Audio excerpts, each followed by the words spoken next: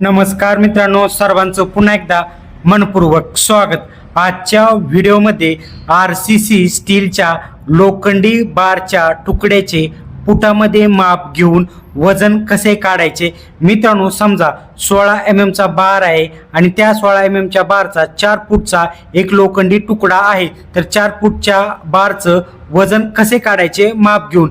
त्यासाठी आपल्याला सूत्र वापरायचं आहे D वर्ग भागिले 533 गुणिले L।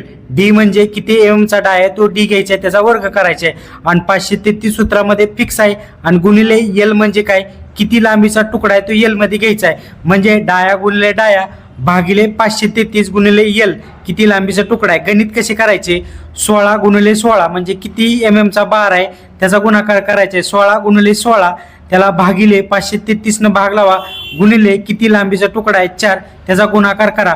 उत्तर किती येणार आहे, 1.92 किलो।